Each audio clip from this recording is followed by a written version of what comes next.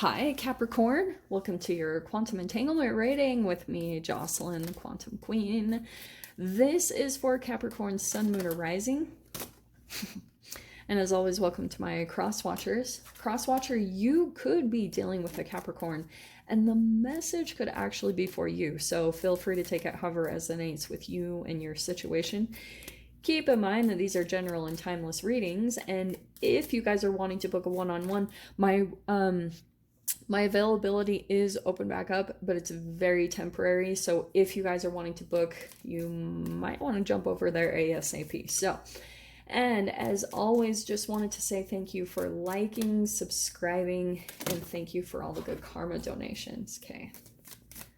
Let me do one more and then we'll dive into the other deck, which lately, well, this is good. Okay. Fascinating. I think I am going to take both of those.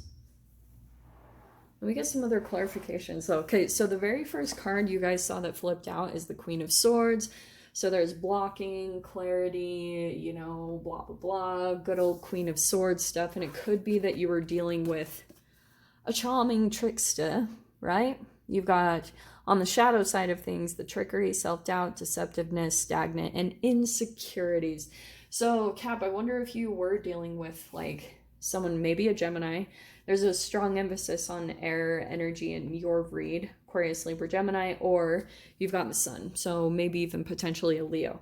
So that's why I'm wondering if there is a blocking that you're doing with a particular person, and maybe, yeah, things are starting to go well for you, things are starting to become positive, and so now you're possibly in a bit of a protection mode of that. Let's see what comes out though.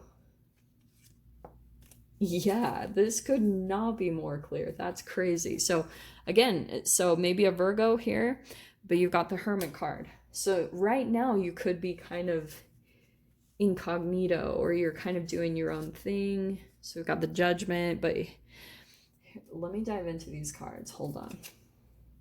Five of Swords. That was the clarity and truth I was wondering about. So Ace of Pentacles is your past position. That's the foundation of the spread in a little bit.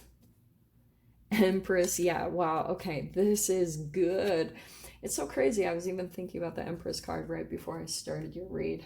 Okay. And final outcome is the Five of Cups. Releasing, letting go.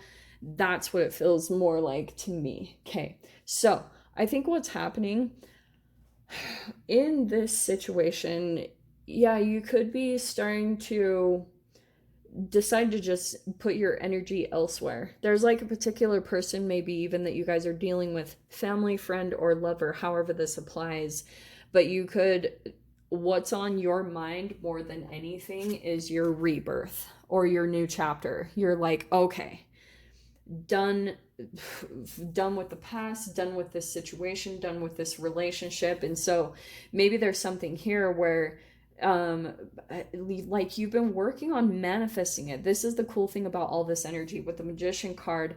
There's a manifestation that you've really got in your sights. All right, whatever this is, new job, new house, new stability, new way to make money, whatever that is for you guys. But there's like something really connected here with, it will be a situation that's much better for you to take care of yourself, because you've got the Three of Wands, or the Three of Wands. Well, what is right there? That's so crazy. But you have the Empress card and the Ace of Cups, and that's all about taking care of yourself, self-love. But the thing I was going to talk about with the Empress card, and I feel like this is in combination with the Hermit, those two. Okay. There's almost like a final push that you guys will be going through in regards to this like new door or new chapter that's opening in your life, because I can see it here, Judgment and the Ace of Pentacles. That's two pretty much doors opening. But with the Empress card, you know how the archetype of that is, it's mothering, it's birth, it's like for a lot of people, archetypally, it's either birthing a project or birthing a human into the world. So I wanted to talk a little bit about that process kind of chemically. Wow, look at that. The sword popped out. Yeah, could not be more clear on cutting and boundaries in this read. Because you could be dealing with a particular person that, yeah, is a little bit of like a shapeshifter, or like a really powerful manifester, and they've just got their awareness and illumination on you. Okay, this is interesting too. So you have the ring, which is really hilarious because in a tangible way, that's pentacles right there. Okay, so tangible. To me though, the way I see that is this is a cycle, like some type of a cyclical. It's gone back and forth, and it's a little bit, you guys know how I always talk about that, but this particular connection was tied to pretty much your Everest, you know, what you've been trying to accomplish for yourself and the higher energies that you've been trying to acclimate yourself to in your life. That's what you've been working for.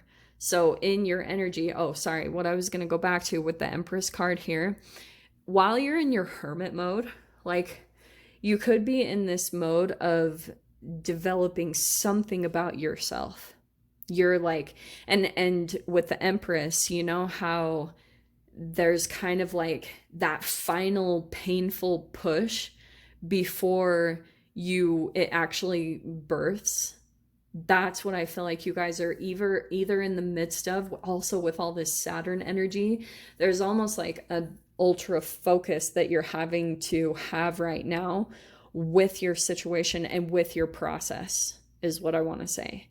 Because the cool thing is, Three of Wands, again, that's like law of attraction. That's manifestation. That's what you've been wanting and desiring is going to be coming into you. And right now you're just kind of waiting on it.